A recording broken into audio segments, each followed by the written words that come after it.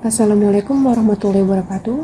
Perkenalkan, kami dari kelompok 9 ingin memberikan hasil diskusi kami terkait pemberdayaan masyarakat yang optimal untuk dunia tanpa batas dan perkembangan teknologi berbasis kesadaran warga negara. Sebelum itu, izinkan kami untuk memperkenalkan diri kami terlebih dahulu. Perkenalkan, nama saya Helena Zaida Yahya. Saya Pramesti Insan Qur'ani. Nama saya Wikardiani. Halo, perkenalkan nama saya Latifah Dwi Mulyani. Mari kita mulai pemaparannya. Pemberdayaan rakyat yang optimal untuk dunia tanpa batas dan perkembangan teknologi berbasis kesadaran warga negara merupakan salah satu tantangan dari implementasi wawasan Nusantara. Pada hal ini, kita akan menyaksikan bahwa kehidupan individu dalam masyarakat, bernegara, dan berbangsa sedang mengalami perubahan.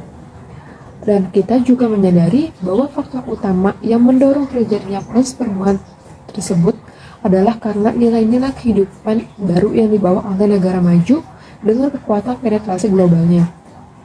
Tantangan itu antara lain pemberdayaan rakyat yang optimal, dunia tanpa batas, era baru kapitalisme, dan kesadaran warga negara. Istilah pemberdayaan maupun pemberdayaan masyarakat telah cukup lama kita kenal. Seiring dengan makin meningkatnya angka kemiskinan di Indonesia yang tidak hanya menimpa masyarakat pedesaan, tetapi juga masyarakat perkotaan. Pemberdayaan masyarakat adalah sebuah konsep pembangunan ekonomi yang mengindikasikan nilai-nilai sosial. Konsep ini mencakup paradigma basis pembangunan yang bersifat people-centered, participatory, empowering, and sustainable. Pemberdayaan masyarakat diartikan sebagai sebuah upaya untuk menjadikan pembangunan dari, oleh, dan untuk masyarakat Indonesia. Dalam rangka melakukan usaha pemberdayaan masyarakat, upaya yang dilakukan tidak hanya memerlukan pendekatan teknis, tetapi juga diperlukan pendekatan sosial budaya yang mampu merangsang perubahan sikap, perilaku, dan pola kerja masyarakat. Pola pemberdayaan dilakukan guna mengatasi masalah-masalah di masyarakat. Salah satunya masalah rendahnya penguasaan teknologi tepat guna serta lemahnya kesadaran warga negara dalam perkembangan teknologi.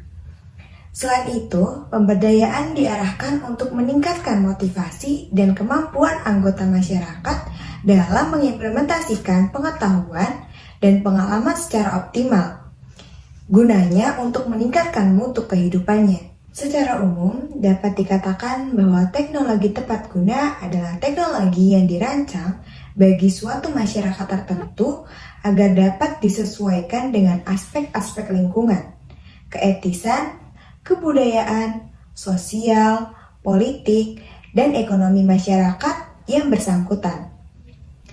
Dari tujuan yang dihendaki, teknologi tepat guna haruslah menerapkan metode yang hemat sumber daya, mudah dirawat, dan berdampak positif seminimal mungkin dibandingkan dengan teknologi arus utama, yang pada umumnya beremisi banyak limbah dan mencemari lingkungan. Di era digital, saat ini teknologi informasi memiliki peran yang sangat strategis dalam membantu memberdayakan potensi anggota masyarakat. Kehadiran teknologi informasi perlu disikapi, memberikan kemudahan dalam berbagai aspek kehidupan manusia. Berdayanya anggota masyarakat sangat dipengaruhi oleh motivasi internal yang meliputi soft skill dan juga motivasi eksternal yang meliputi kehadiran orang lain, lingkungan, fasilitas, media, kultural, struktur masyarakat, dan lain sebagainya. Setiap anggota masyarakat memiliki potensi yang terbaik yang ada dalam dirinya masing-masing, yang siap untuk diberdayakan baik secara individu maupun secara kelompok. Nah, pemberdayaan ini dilakukan melalui penyadaran masyarakat, pemberian daya, pengelolaan daya, dan optimalisasi daya. Di dalam pemberdayaan perlu memperhatikan kondisi, situasi, masalah, kebutuhan, dan potensi yang dimiliki anggota masyarakat secara komprehensif. Hal ini dimaksud agar serangkaian kegiatan pemberdayaan masyarakat berbasis kesadaran warga negara dapat berjalan dengan efektif, produktif, dan efisien. Maka dari itu diperlukannya alat bantu untuk mempermudah dan memperlancar pelaksanaan program seperti pemanfaatan teknologi informasi dan komunikasi atau TIK atau digitalisasi kegiatan dalam persiapan, pelaksanaan, evaluasi, publikasi, sampai pada program tindak lanjut. Dalam meningkatkan tingkat kesadaran masyarakat terhadap teknologi, berikut beberapa upaya yang dapat dilakukan pemerintah untuk meningkatkan pemberdayaan masyarakat.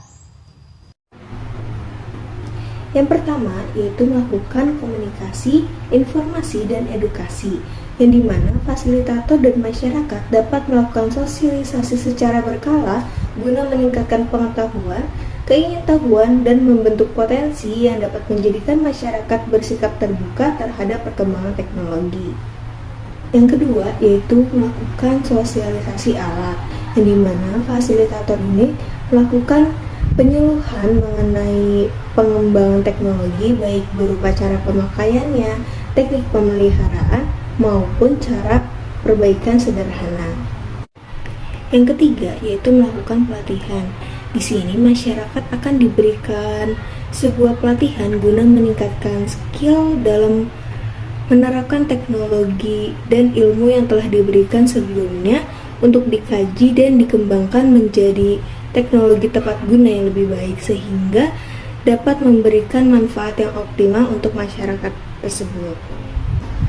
Namun masalah utama dalam pemberdayaan masyarakat di bidang teknologi ialah karena belum tersedianya teknologi di masyarakat setempat sehingga terciptalah sebuah masalah mengenai persediaan fasilitas sarana dan prasarana yang tidak merata. Tidak menutup kemungkinan juga bahwa adanya masyarakat yang tidak memanfaatkan teknologi secara optimal. Oleh karena itu dibutuhkanlah sosialisasi dan penyuluhan agar masyarakat dapat menyesuaikan dirinya terhadap perkembangan teknologi yang dapat membuat dunia seolah tanpa batas. Dari beberapa penjelasan di atas dapat disimpulkan bahwa pemberdayaan masyarakat ialah suatu proses yang dapat menimbulkan suatu perubahan yang efektif dan efisien dalam masyarakat. Selanjutnya, dalam meningkatkan kapasitas dan kemampuan perekonomian sangat diperlukannya dukungan teknologi tepat guna yang relevan dan sesuai dengan kebutuhan masyarakat. Dan yang terakhir, terjadi masalah ketepatgunaan teknologi karena ketidaksesuaiannya antara teknologi tepat guna yang diimplementasikan dengan kondisi lokasi. Sekian hasil diskusi dari kelompok kami. Kurang lebihnya mohon maaf. Assalamualaikum warahmatullahi wabarakatuh.